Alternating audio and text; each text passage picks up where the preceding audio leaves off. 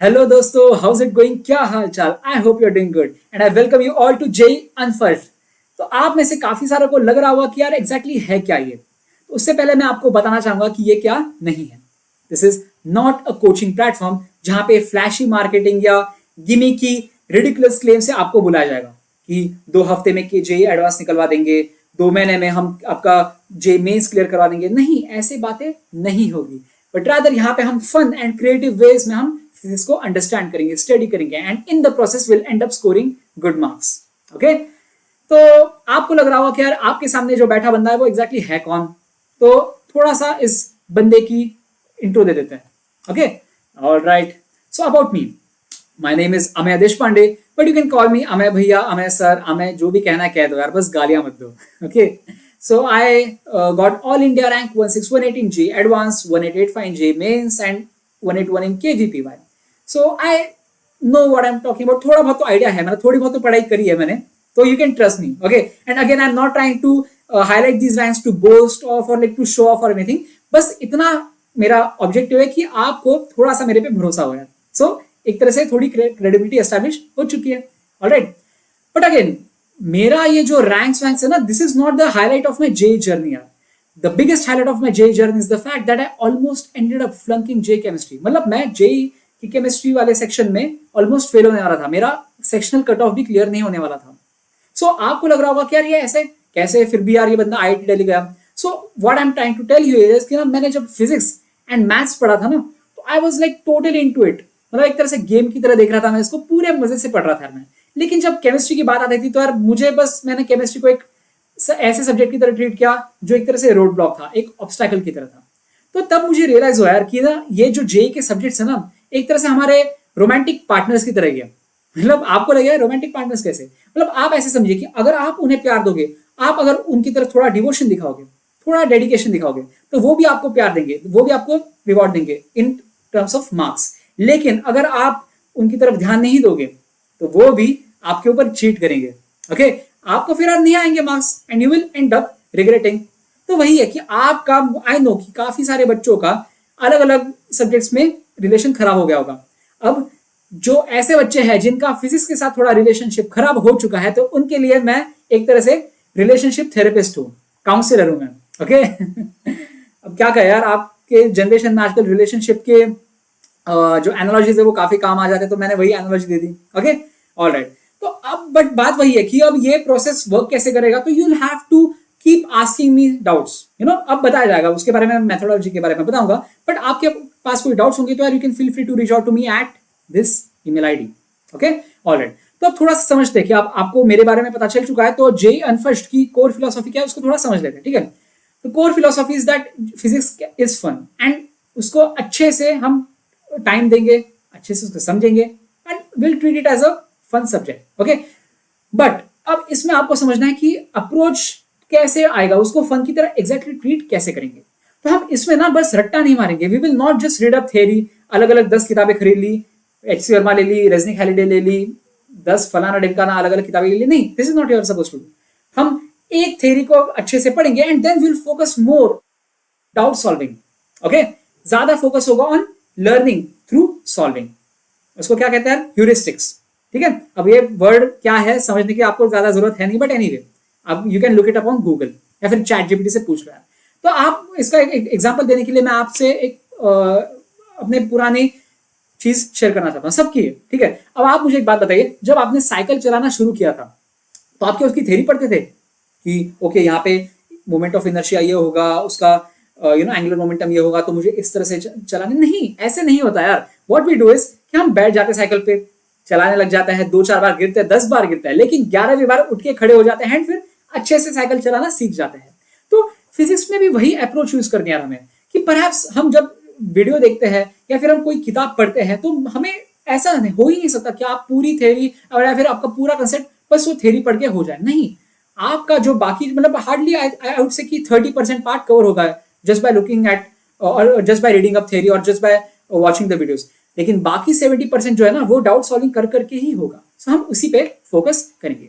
ठीक है, doubt solving would be our क्या होता है, कोर एजेंडा और whatever you want to call it. ठीक है, फिर बाकी भी कुछ कुछ चीजें होती है, जैसे प्रिपरेशन स्ट्रैटेजीज थोड़ी फ्लॉड होती है। अब कुछ कुछ काफी सारे कोचिंग्स में कहा जाता है कि अरे तू अगर 4-4.5 घंटे से ज्यादा सोएगा तो तेरा जेई में सिलेक्शन नहीं होगा, आईआईटी तो नहीं कर पाएगा। भाई ऐसे घटिया से स्ट्रैटेजीज हम नहीं अडॉप्ट करेंगे, हम थोड़ा सा अपने स्ट्रैटेजीज को रिफाइन करेंगे, अपनी गलतियों से सीखेंगे and will march towards IIT goal और एनआईटी गोल और ट्रिपल आईटी या बिट्स, जो भी कहना आपको, ठीक है।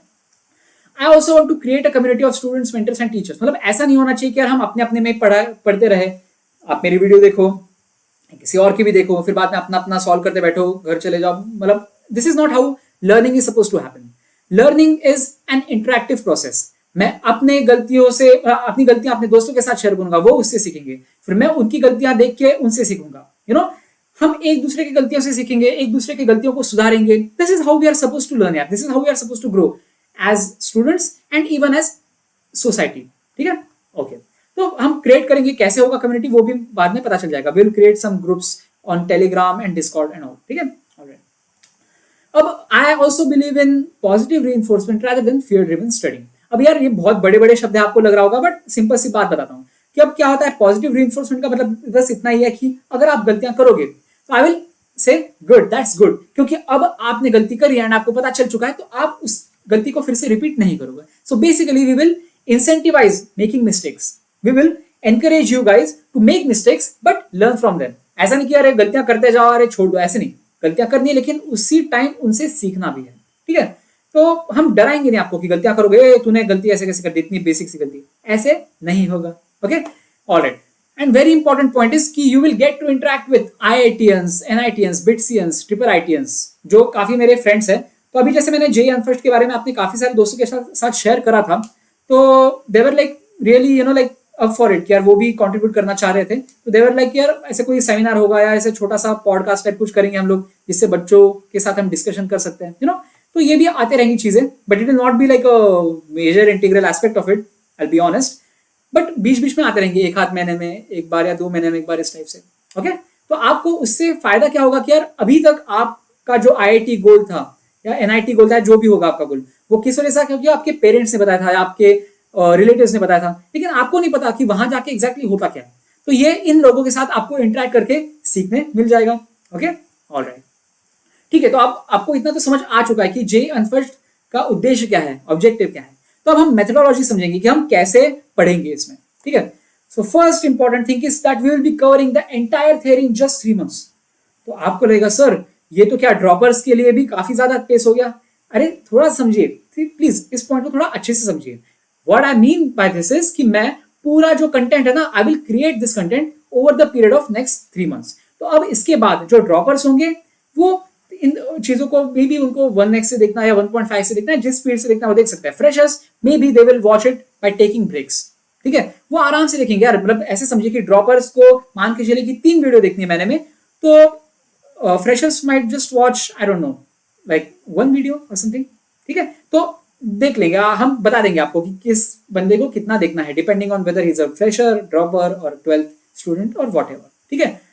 बट थ्योरी 3 महीने में पूरी कवर हो जाएगी and will be available for you for free on YouTube. Okay, we will keep revising concepts time and again through doubts. मतलब थ्योरी पे हम ज्यादा फोकस नहीं करेंगे, जैसे मैंने पहले बोला था, हम डाउट सॉल्व करते रहेंगे, हम क्वेश्चन सॉल्व कर करके हम सीखेंगे। 80% हमारा जो पार्ट होगा जेईई प्रिपरेशन में वो डाउट सॉल्विंग से हम समझेंगे। Okay, alright. We will encourage the students to solve each other doubts as well. जैसे मान के चलिए कि थोड़ा सा रिलेटिवली इजी डाउट होगा, तो आप अपने कलीग से वगैरह भी पूछ के सॉल्व करवा सकते हो, and that is something that we want to encourage, ठीक है। तो वो कैसे होगा, क्यों, किस तरह से करेंगे हम लोग, वो मैं बताऊंगा आपको।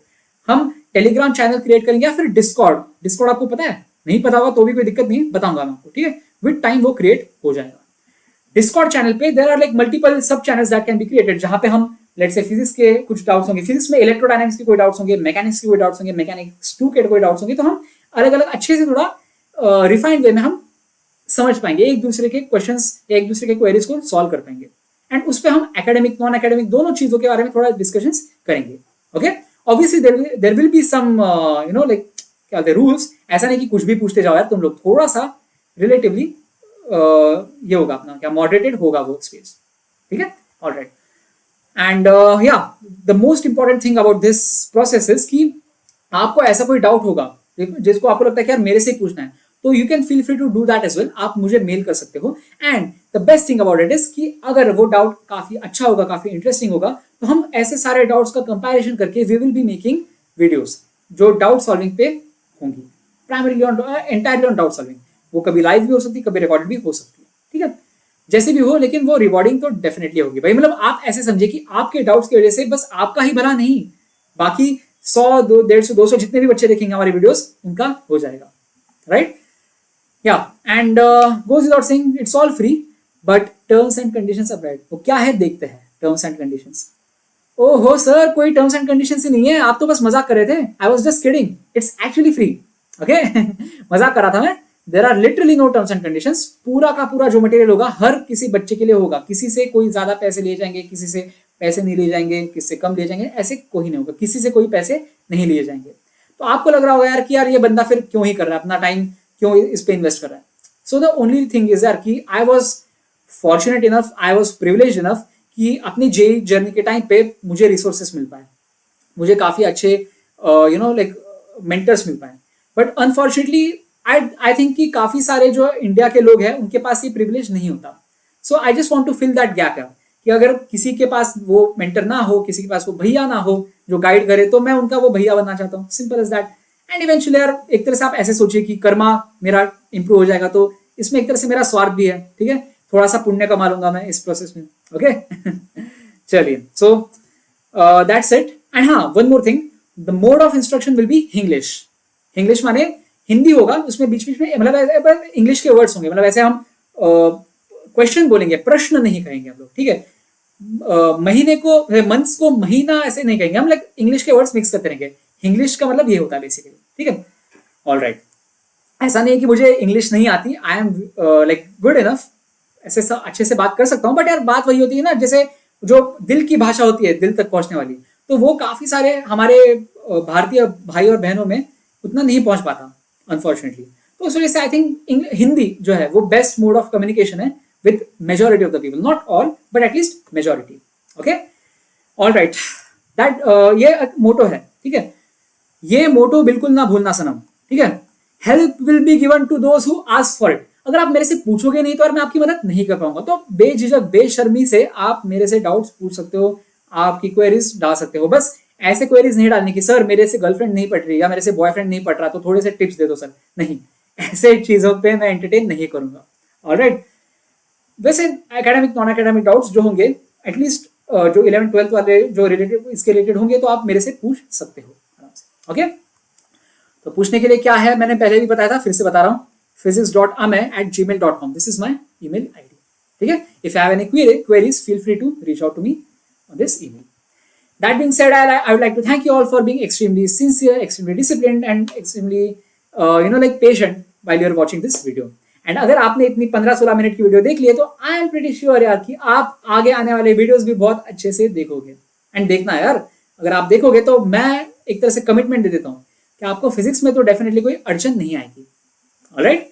चलिए then, I hope to see you soon.